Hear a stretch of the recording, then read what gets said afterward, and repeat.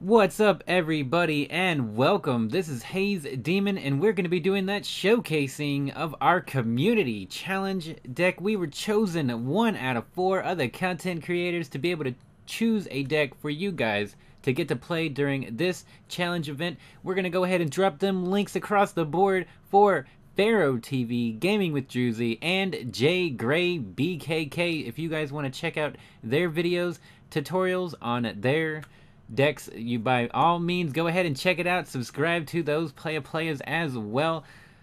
This deck is going to be specifically designed to work with Blood Elf Bebe in general. Really, it's going to be protect the Bebe, but most of the time you're going to be trying to get your 3 and 4 cost units onto the field, well, and have something to back it up, being a assassin or your Blood Elf Bebe. Trying to make efficient trades so that way you can get the advantage and push in for the win. Let's go ahead and go over each card in the deck and an example for how to play them and a little bit of pros and cons for each one, and then we'll do an overview at the end of the video as well. So I hope you guys enjoy it. Let's get into it. Can you dig it, baby? Let's go. First off, we're going to be talking about that lovely devly Stan of Many Moons. The type of unit he is a fighter, and his ability is an AoE, that is area of effect, board-wide burst damage, able to take down units across the entire map. His charge does take a little while to build up, so you need to be able to provide him with some support, and it is very effective in building up a push. However, your opponent is going to have some sort of removal spells, a lightning bolt, a unholy combustion, transmogrify, something like that. He's going to be looking to try to take this card out quickly, or you will gain an advantage. So be on your toes for your opponent to retort with something once he sees this card is on the field. His weakness is going to be the removal spells, burst damage, and charge cancels like Enforcer Jimmy and Power Bind. So in this certain situation right here, it's going to be very chaotic. There's units all over the place. Currently in the middle, kind of in the back, you can see Stan of Many Moons is building up his charge build, and he's ready to explode onto the field in 3, 2, 1. There's his ability, and there it goes, bursting. However, in this example, putting him out right at the beginning cost him his life, as a Dwarf King Clyde came across the board and took him out. Next up is going to be PC Principal. His class type is Tank. His ability is a single target knockback, so this character is definitely meant for being front line, as he is going to be able to take a lot of hits and push literally through your opposition. He will be able to provide cover for any of your assassins and your lone ranger, being able to provide defense and offense. His weakness is going to be that swarms and slow attack speed. He's not going to be able to attack fast enough. Swarms are going to be able to dish out the damage. And next up, we've got that Blood Elf Bebe. Her class is, she is a ranged unit. Her ability, last hits, will heal and raise max health. So what that is if you get the final hit on a unit right before they die, she will gain health. She will heal health, and she will raise her max health. So if she's not been hit yet, she would just be even beefier than she ever was before. She is like our soul train here for the deck, as getting some units in there to protect her and build her up from getting those kills is what's going to steamroll you into winning your games. Her weakness is that she has slow attack speed and needs support, so if she's sitting out in the midline without anybody, she is going to go down way too quickly.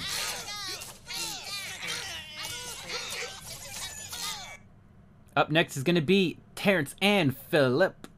Their class is Fighter. Their ability is that they attack fast. they have a fast attack speed, and 2 units. Basically, as soon as you put them on the field, they're going to be farting away, putting out the damage. The only thing is that they're basically like an assassin fighter in that they really don't have a lot of health, since their health is basically split between each other. So you want to use them primarily as a defensive source, or if you've already got a good push going, to just follow through right behind. But be careful that they cost 4 energy, so if they're standing right next to another unit, it's a very good possibility that there is going to be a fireball or something of that nature that is just going to AoE explode it, because that is going to be what their weakness is.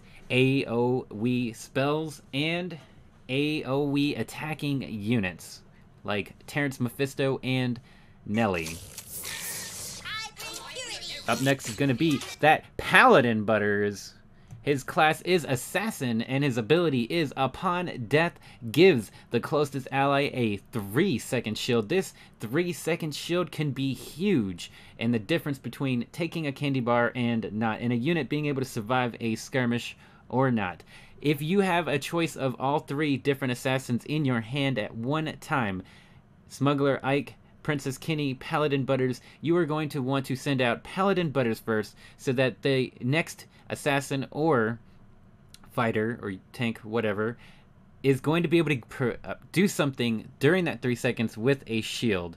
It's very crucial that if you can get him out first, that you should. You're going to be using him in follow-up with tanks, your fighters, and to protect your Blood Elf Bebe, as she's already in the middle of a fight. If she's targeted onto another unit, she is going to need some support there. Up next is going to be that Princess Kinney.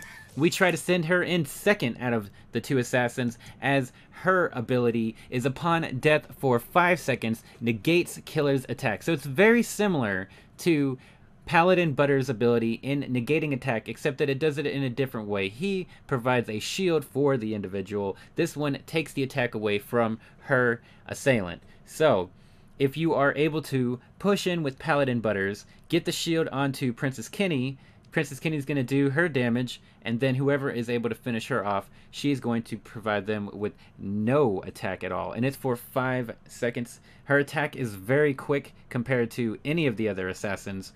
So she can definitely pull in some clutch moments for sure, no doubt about it. Pros and her cons are going to be pretty much the same as Paladin Butters: fast attack speed and high damage with low health, so they can be taken out pretty quickly. And here we take that candy bar. Up next, it's gonna be that Sheriff Cartman. As you can see, his class is a tank. His ability is a small AoE burst damage around him. He'll create a circle around him. His job is basically to be able to body units. He's basically the tank of the tanks in this deck. And the fact that he's even able to handle rats and chickens, he's going to be part of the way that you handle those kind of decks, as he has that AoE attack that hits air and ground. So he's pretty solid all around. His attack is one of the fastest attacks in the game, albeit not the strongest. His weakness being ranged units and having no support. So if he's just sitting out there doing his thing, he is not going to be able to dish down the damage. And as you can see here, the chickens are just getting ate alive by the Blood Elf Bebe. We've got the Sheriff Cartman with his charge ability up if it is possible to get close enough to the NK. And as you can see, we're just barely within range. If we use the ability, you can do the damage onto the NK, the new kid that is, and then be able to get that candy bar without having to actually walk up directly to the unit and do the damage. Up next is going to be that Heidi.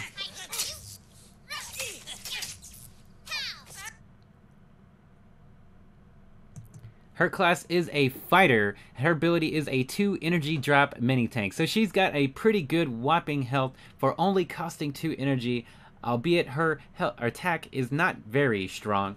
She's very good for defending your NK in those clutch moments where you are just barely don't have enough energy after maybe successfully taking a candy bar or things of that nature. If units have been battered down even just slightly, her amount of health and the new kid Zapper together should be able to provide you with enough defense to survive for another wave.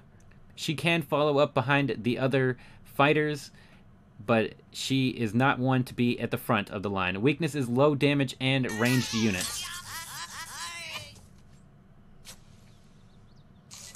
Up next is going to be that hook hand Clyde, that hook hand clutch.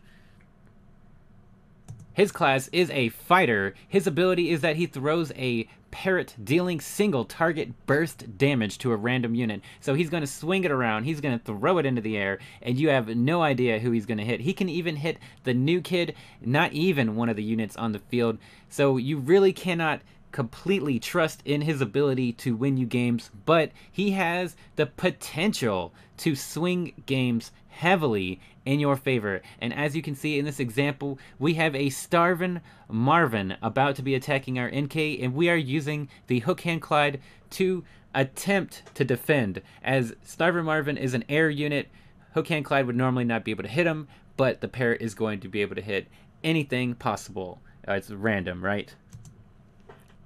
And his weakness is going to be that randomly hitting a unit may not be the correct one. It may not be worth it. And here you see he was able to secure that hit on the Starvin' Marvin. So in this situation, normally pigeons wouldn't be too much of an issue. However, with the regeneration and the Cyborg Kinney, we have to use Aerostorm.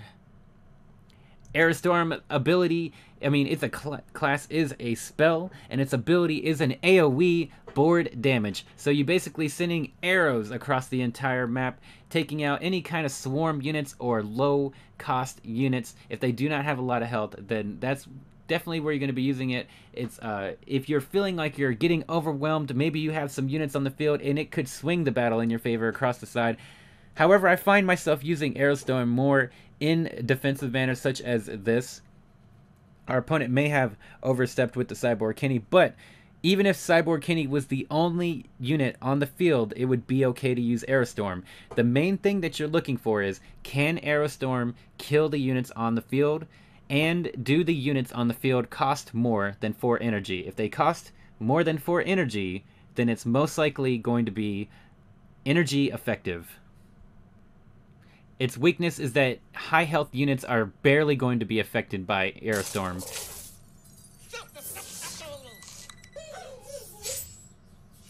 So in this situation, we're being attacked. We've already pretty much won the game at this point, but we're looking to defend from the current situation. So we're going to be using Hook Hand Clyde and Aerostorm in accordance with each other. So this Hook Hand Clyde was able to hit the Blood Elf Bebe with the parrot, and the Aerostorm taking out the rats, weakening down the Enforcer Jimmy, and weakening down Starvin' Marvin for our Blood Elf Bebe to secure that defense. In this situation here, you will see that Lightning Bolt is our last card that we're going to be talking about. It is a very effective card that you need to use carefully. You need to make sure that whenever you click on the card and you're hovering it over a unit, that you can see the circle underneath the unit you are targeting and then let go of it. So that way you know you're hitting the correct target. So this Lightning Bolt is a spell. The class isn't a spell. Its ability is it deals single target burst damage. It's going to do 400 damage, I do believe, and 40 damage to the new kid, that is. So its potential to be able to actually finish off a candy bar for you to win a game. It is definitely a strong card you're going to want to hold on to for critical cards such as the Mecha Timmy on the screen. Cards that are going to swing the battle like Stand of Many Moons, Mecha Timmy, Witch Doctor Token, Pope Timmy. Those kind of cards are who you're going to be trying to hit with the Lightning Bolt. And Pope Timmy, I mean as soon as he spawns, and that's definitely not an easy one to do. So be on your toes with Lightning Bolt, but be careful to hit the correct unit. Its weakness is missing the target and high health units, as it will not be able to finish off the unit you're targeting.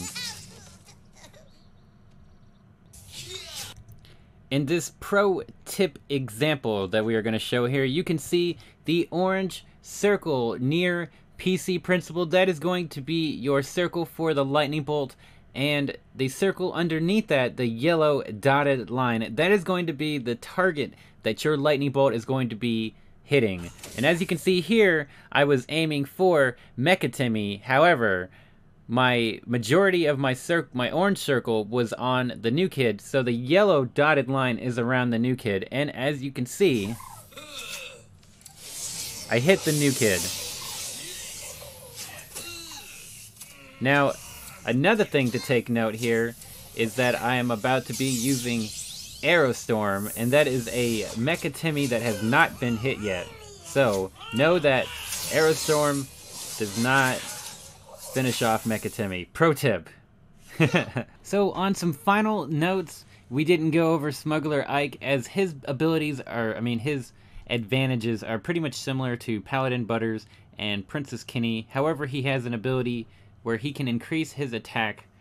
It takes a couple seconds, or it takes like a second and a half to do the ability, but in that time, most of the time, you would want him to be attacking rather than raising his attack, as he may not live long enough to get to use that extra attack. So most of the time, just let him do his attacking. So pretty much, you're going to be trying to start most of your matches with PC Principal or Sheriff Cartman at the best. At most, that's the best way you want to start. You're looking to try not to use Terrance and Phillip right away, because they can be easily countered with their lower health and higher attack, and with them costing a lot and so grouped together to other units. You want to try to use them as more of a support unit, really. So no matter what, you want to try to start with PC Principal or Sheriff Cartman. If you have to, the Stand of Many Moons and Terrance and Phillip. If you can do a Hook Hand Clyde start, you can try that. It's just risky on whether that parrot is going to hit or not, and at the beginning of a match, if it misses, you could already be working on the back foot. And don't be afraid to use Hook Hand Clyde at the front middle line as you are starting to make a push, because it could take out a unit that your opponent was expecting to survive the whole thing, like a ranged unit behind their new kid. If it gets taken out while you're in the middle of pushing, you're going to have the advantage. But if you are wanting to play it safe, you definitely want to play your Hook Hand Clyde in the back anyway. So try to use your Lightning Bolt sparingly and try to build up a good push with your Blood Elf Bebe. Don't look to put her out too quickly. Look to kind of build up a advantage on the midline with your fighters, tanks, and then a couple of your assassins, and then bust out the Blood Elf Bebe, depending on the situation, of course. and again, yet I said, with Calamity Heidi, it's going to be more of a supporting other fighters, other tanks, and being a last-ditch effort to protect your NK. Also, on a side note, if you know that your opponent is running mind control, you're probably going to want to use your Stand of Many Moons ability before you hit the midline, even if it's going to be on only one other unit. If you've got multiple units on the field, you're definitely not going to want to get that mind controlled and blow up in your face. That is definitely an oh my. And just to reiterate this one more time, make sure that you don't just lightning bolt anything. Make sure that it's a target that will go down instantly, otherwise it could definitely cost you the game. Just saying. So that's pretty much it and how the deck is going to be rolling. Alright guys, I hope you guys enjoyed the content, and if you did, like and subscribe and leave a comment down below. And I hope you guys have a wonderful day, and good luck in the challenge event. Peace out. Shut up, Mimsy!